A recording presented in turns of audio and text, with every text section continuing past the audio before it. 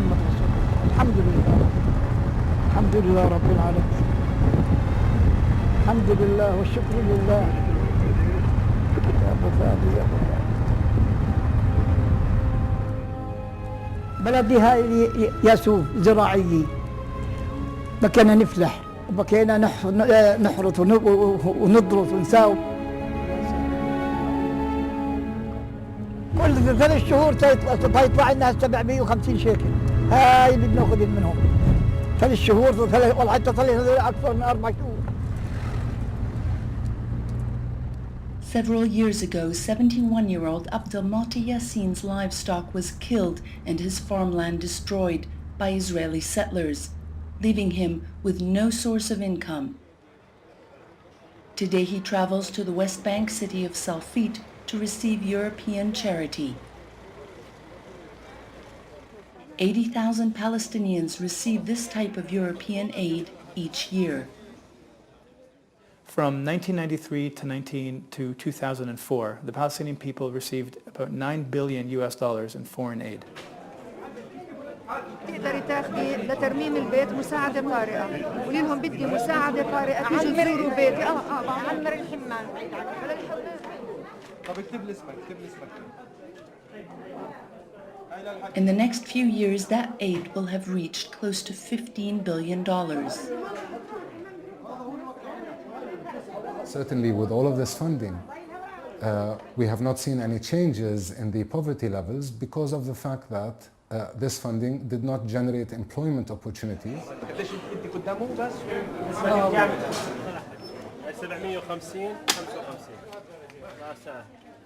The main problem is that this aid is here with a very clear political agenda, which is to support the Oslo peace process. Assumed a period of that the conflict was over. The negotiations have been stalled for 17 years. احنا معتمدين مش بشكل سنوي على المانحين، احنا معتمدين بشكل يومي، حولونا لمعتمدين بشكل مطلق على أموال المساعدات الخارجية.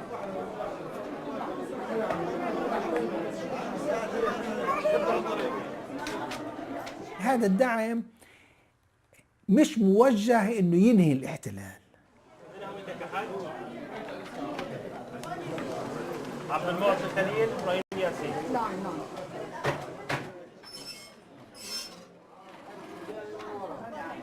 تفضل يا حاج.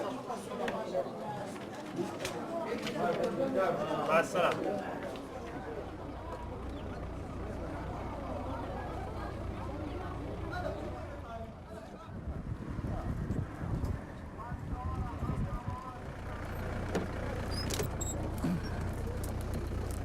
يا ظهري يا أمي.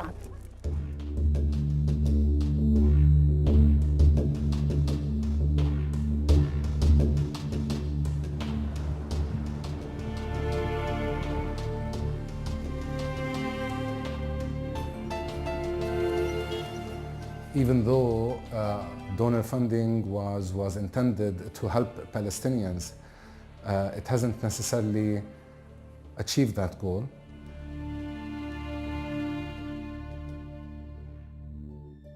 And most of the aid which was funneled into the occupied territories, it has not resulted in helping Palestinians with steady economic development.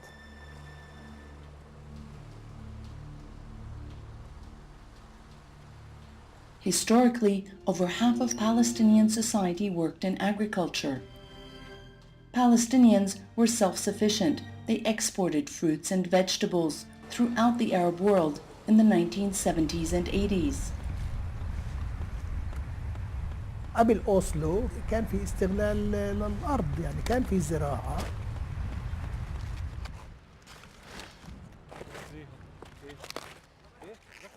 بداية الانتفاضة كان في محاولات للتحكم في الاقتصاد المحلي الفلسطيني على أساس الإنتاجية الصغيرة، المستوى الصغير من الإنتاجية والاعتماد الذاتي.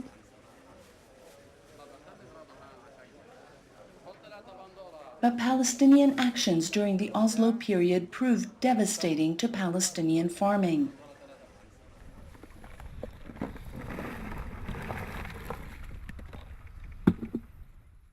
دعم لا يذكر اللي كان يجي لقطاع الزراعة، لأنه كان في تناقض بين الدعم لقطاع الزراعة وبين أوسلو. يعني السلطة لا تتحكم في الأرض ولا تتحكم في المياه. إسرائيل تتحكم في الأرض وإسرائيل تتحكم في المياه.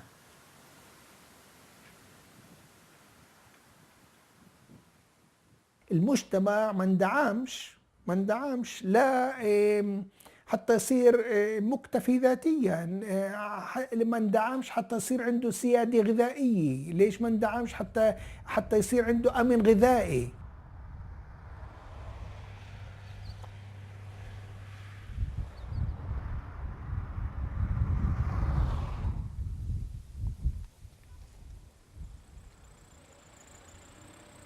The economic planners during the Oslo period favored costly new industrial zones over agricultural development.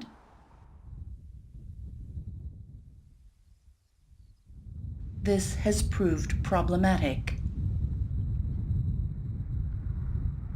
معروف سهل بن مرج بن عامر اللي هو السله الغذائيه للفلسطينيين، للعائلات الفلسطينيه، اللي من ناحيه التشغيل ومن ناحيه المزروعات وتوفيرها للسوق الفلسطيني.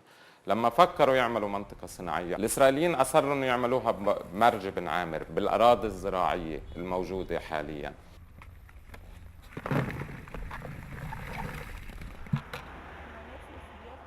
اجى بنك التنميه الالماني وقال انا بدي اعطي قرض، مش منحة، قرض للفلسطينيين بقيمة 14 مليون يورو اللي يعملوا البنية التحتية للمنطقة الصناعية.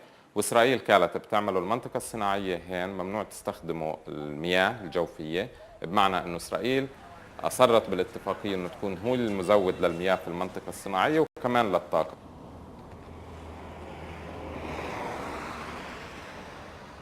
By controlling the water and electricity and access roads to the industrial complex at Al Jalameh, Israel exerts full control over the Palestinian project.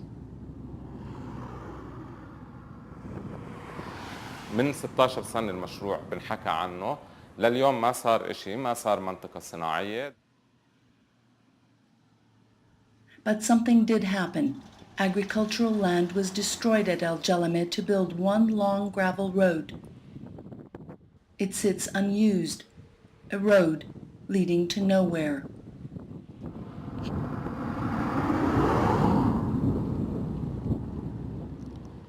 والمانحين اللي هم كانوا موجودين بنك التنمية الألماني كان بدرك تماماً إنه فيش مجال لمنطقة صناعية أو لاقتصاد فلسطيني طول ما إسرائيل هي المتحكمة في كل نقاط العبور بفلسطين.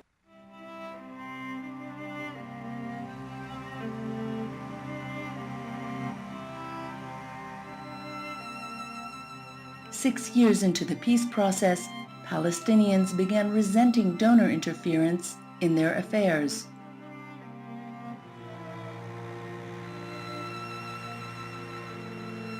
I think one of the main areas which donor agendas are imposed on local societies is through the ideological underpinnings of aid. When you talk about women's organizations focusing their energy solely on legislation or on teaching women to lobby their elected representatives as a mechanism for empowering women, you're assuming a functioning liberal democracy. And clearly in Palestine we're not. This is not an independent, autonomous state or a functioning liberal democracy. We are a society living under a brutal apartheid system.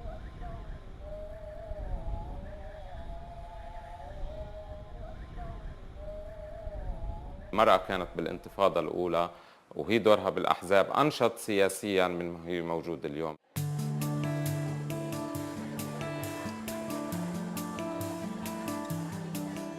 Workshops in urban centers replaced community work in rural areas.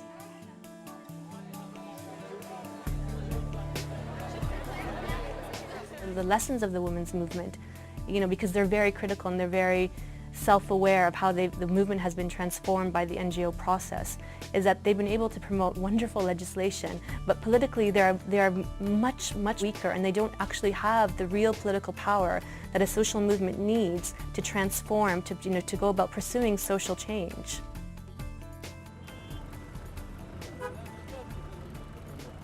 But this is not the mechanism of change that we need, actually. For us, for a society which is engaged in a struggle, an anti-colonial struggle, a struggle for freedom, a struggle for liberation, being able to unify social forces is very important. And these professionalized activities actually break that up.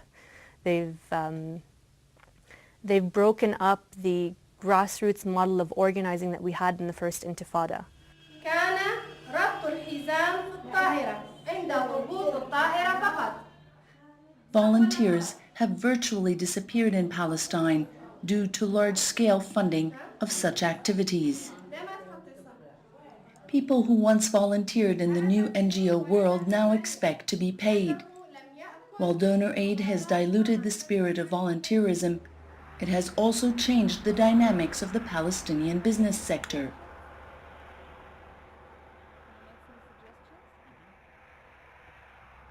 The challenges of operating a business are faced by many Palestinian businesses in the private sector.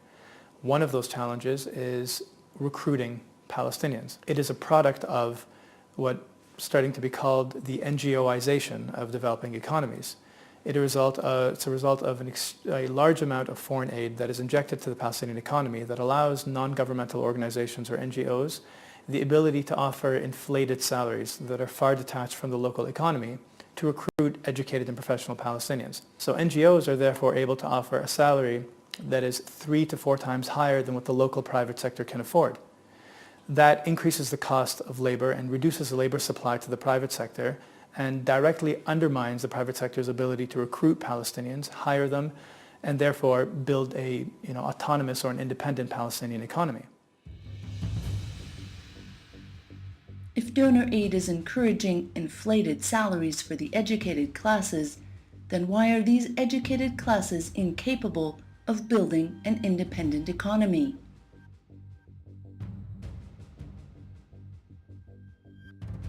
The very fundamentals of economic development and growth and free movement of goods and people was completely stopped by the government of Israel, by the successive governments of Israel. The donor community did not challenge this, but they continued pouring money over it. So they knew that they are investing in a failed project.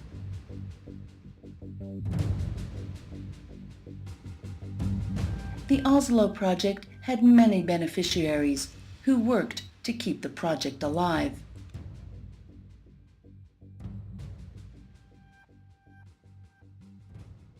لأنه احنا إذا بدنا نقول شو عملوا المانحين، عملوا طبقة أو نخب سياسية اقتصادية متشابهة أو متجوزة بعض وقاعدين، هدول النخب هم اللي برسموا قاعدين سياسة البلد.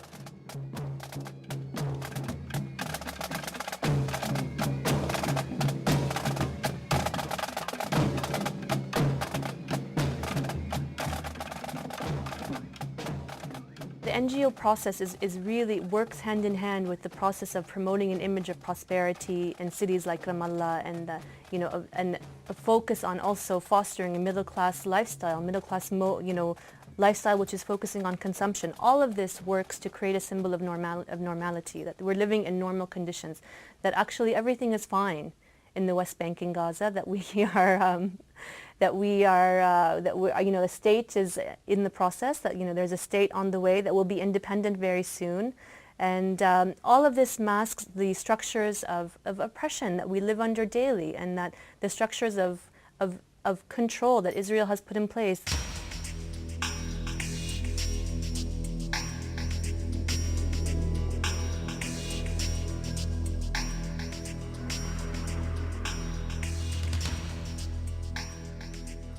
I think donor funding contributed because donors and the countries behind them did not challenge the policy of the State of Israel by economically blockading the West Bank and the Gaza Strip and East Jerusalem.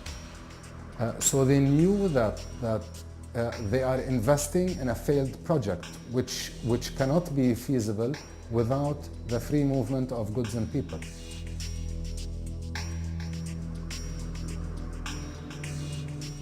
At least 30% of Palestinians have been designated as poor, with nearly half of these falling into the category of being very poor.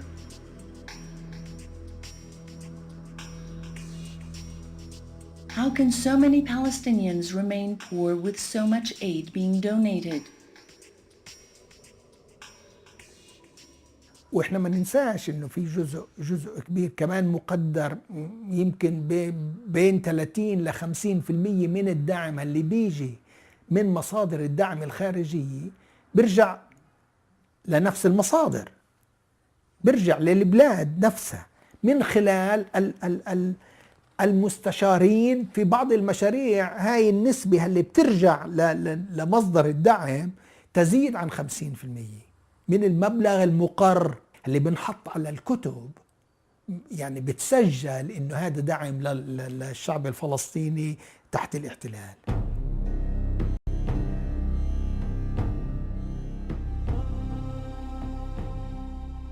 Nevertheless, the culture of aid dependency in Palestine is enormous.